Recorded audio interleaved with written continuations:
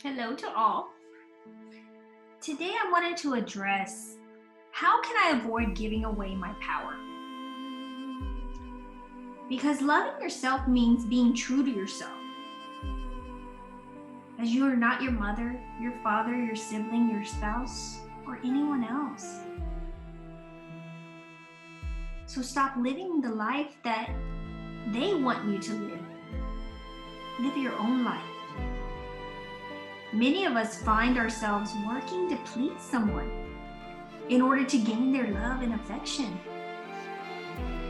If we do this for any length of time, we tend to feel less than the other person. The lack of responsibility for our own happiness and worthiness can leave us feeling uncertain of our abilities, our values, and ourselves. We give away our power without even being aware of it. Often our parents and spouses use guilt or shame to get us to do something for them. This only leaves us feeling angry and without control. If we push down these feelings, we will end up resenting those whom we say we love. If you feel that you are constantly in situations where you need to defend yourself or your actions, you have placed too much importance on what other people think of you. Look at what you are doing to receive another's approval. Are you sacrificing a part of your wants and desires? If you are giving away your power in order to feel loved, you must begin to give yourself the same love you are willing to give another. So vital, so vital. You retain your power by making choices from your own free will. You cannot let someone else's words or actions trigger you into anger and attack. Be mindful that you are doing something because you want to do it. Be who you are and know that you are always enough. There are so many ways we give away our power. It may start with little things and escalate to bigger, more emotional, disturbing behavior. I have a client that I will refer to as the name Ruth. She was a friend of mine from college. Was always planning her perfect future. She came from a family of attorneys and was following in the footsteps of her father and brothers. After getting her undergrad diploma, she went to the University of New York to get her law degree. She was very focused on making all the right choices for her career. It was important to her that her family be proud of her accomplishments. Ruth met the love of her life, that we'll refer to as Jesse, while attending law school. He was a pre-med coursework at Columbia. They moved in together and Ruth felt everything was falling into place as it should. The right career, the right man, the right friends, and so on. She began a highly demanding job in the Brooklyn District Attorney's Office. Although it was a thankless position with very long hours, she kept at it because she had promised Jesse that she would pay all his expenses while he attended med school and post-specialized training. I so remember receiving an invitation to Ruth and Jesse's wedding with a note from Ruth. It said, "Everything is working out so well. I'm so very happy." Then 10 years passed. Although I hadn't kept in touch with Ruth when I was with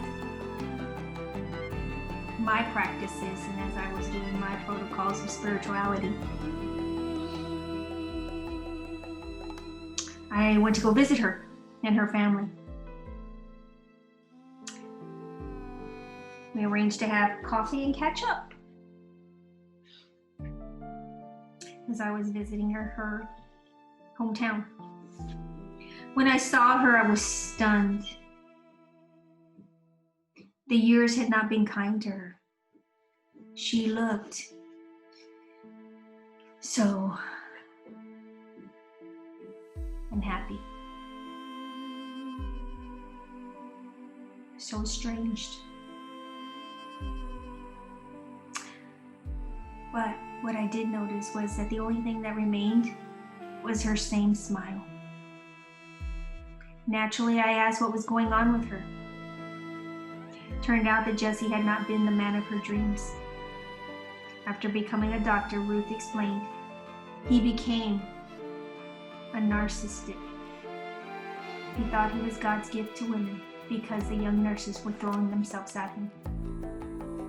By then, Ruth was running herself ragged, trying to please her boss at work and Jesse at home. She had little time for attending to her own needs. Ruth explained that one night when Jesse came home late, she asked him where he had been. He got so enraged that I dared to ask him that he punched me in the face. It was the first time I saw the real Jesse. These are life stories. These are true stories. These are things that come across in this moment. Reality, illusions.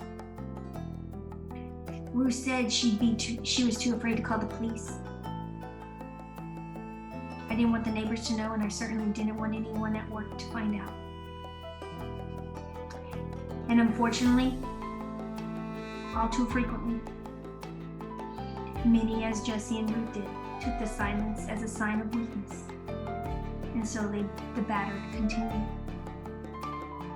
When Ruth's sister found out what was going on, she helped Ruth find a safe haven. Eventually, Ruth got a divorce. She carried the shame and guilt within her, though. She had a tough time facing the reality that she had given her power to someone else. So taken for granted.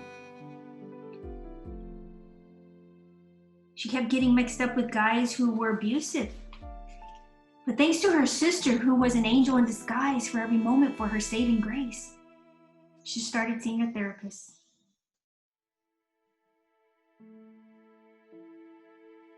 Ruth had to recognize the differences between love and fear, truth and illusion. As we all do, this is the Earth School. Her choices had been based on what pleased others, or what they wanted rather than on what she wanted. One of the hardest lessons is the art of discernment. When we use discernment on a daily basis, choices become natural. To be discerning first, you must know yourself.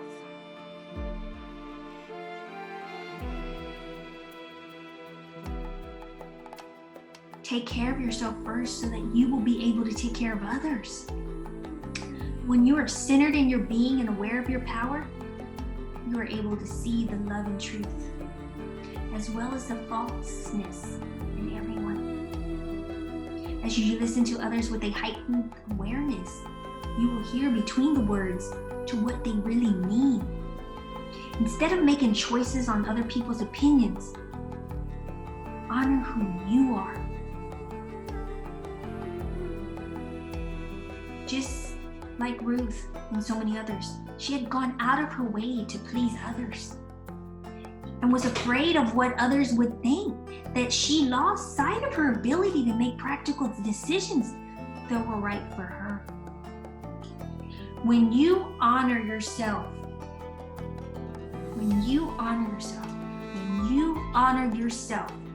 you become aligned with your soul, with more heightened awareness, and the choices will be easier to make. So, in closing, I want to leave you with one of the most magical shifts you can give yourself if you find yourself in this moment of giving your power away. This was an extreme, but any point of Giving your power can be just as going down to a lower vibration just to feel compassion for that individual. That's not compassion when you bring yourself down. Compassion is when you bring that person up to lift up in your presence.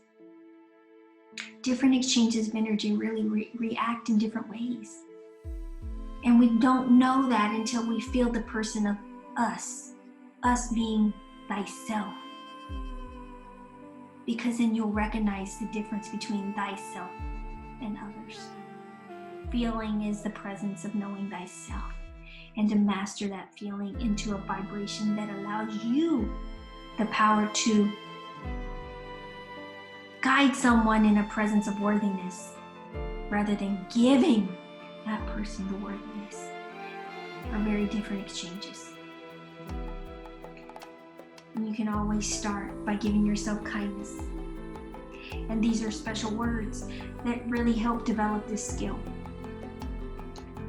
I am developing the skill to distinguish love from fear and truth from illusion. I am developing the skill to distinguish love from fear and truth from illusion. I'll say it one more time. Anchor it in. The kindness of what you open the door to when you say I am. And then the words that follow that truly are profound, with gentleness, with grace, with gratitude, to say yes to life in a different way that is truly the way of the light. I am developing the skill to distinguish love from fear and truth from illusion.